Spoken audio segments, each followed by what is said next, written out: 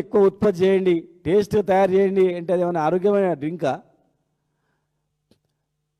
పోయి పాల కేంద్రాలు చెక్ చేయండి. ఇవాళ రోజుకు 55 లక్షల లీటర్ల పాలు వస్తున్నాయి. తెలంగాణ వ్యాప్తంగా అవసరాలు ఉన్నాయి. ఉత్పత్తి అయ్యేది 12 లక్షల పాలు మాత్రమే.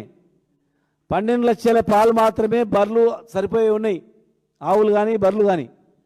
మరి మిగతా 30-40 లక్షల లీటర్లు పర్ డే ఎక్కడి నుంచి వస్తున్నాయి? అవి ఎట్లా కల్తీ చేస్తున్నారు, ఎక్కడ జరుగుతున్నాయి?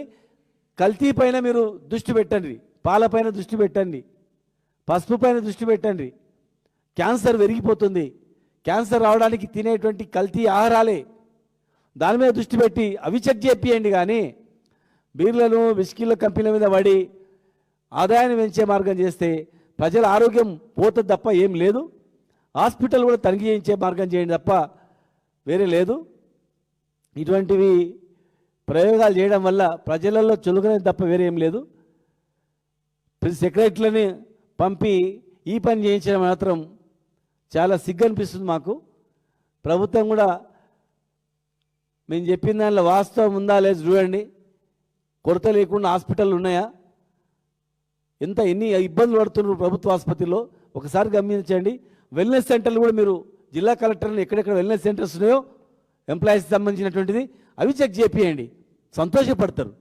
అంతే తప్ప బీర్ కంపెనీలు ఎంబడి దిగి టేస్ట్ చేసి చూడండి, చెక్ చేయండి అని చెప్పడం మాత్రం విచిత్రంగా ఉంది. ఎక్సైజ్ డిపార్ట్మెంట్ ఉంది, సిఏలు ఉన్నారు, ఈఎస్లు ఉన్నారు, ఏఎస్లు ఉన్నారు. వాళ్ళు చూసుకుంటారు. ప్రతి డిస్టిలరీ దగ్గర కూడా ఒక ఆఫీసర్ ఉంటాడు. ప్రతి డిస్టిలరీకి ఒక అసిస్టెంట్ ఎక్సైజ్ సూపరింటెండెంట్ కానీ సిఐలు ఆఫీసర్లు ఉంటారు, వాళ్ళు చూసుకుంటారు. మీరు చేయాల్సింది ప్రజా ఆరోగ్యం మీద దృష్టి పెట్టి మందులు సరిగా నకిలీ మందులు వచ్చినని నిన్ననే టీవీలో కూడా వచ్చింది. ఈరోజు డ్రగ్స్, కల్తీ డ్రగ్స్ను ఇక్కడనే హైదరాబాద్లో పట్టుకున్నారని చెప్పి కూకట్పల్లి ప్రాంతంలో లేకపోతే హైదరాబాద్ ప్రాంతంలో. అట్లా డ్రగ్స్ చెక్ చేయండి, నకిలీ మందులు చెక్ చేయమంటే మీరు ఈ మందులు చెక్ చేస్తున్నారు. ఎక్కడ లేదు ఈ దేశంలో, ఎక్కడ కూడా ఒక ప్రిన్సిపల్ సెక్రటరీ పోయి మీరు బాగా తయారు చేయండి, మొత్తం స్టాక్ పెట్టండి అని చెప్పింది ఎక్కడ లేదు. అన్నీ చేస్తే సరే అనుకుంటారు.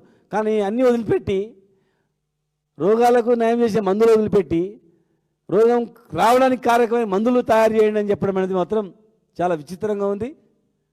దయచేసి హాస్పిటళ్లను చెక్ చేయించాలి.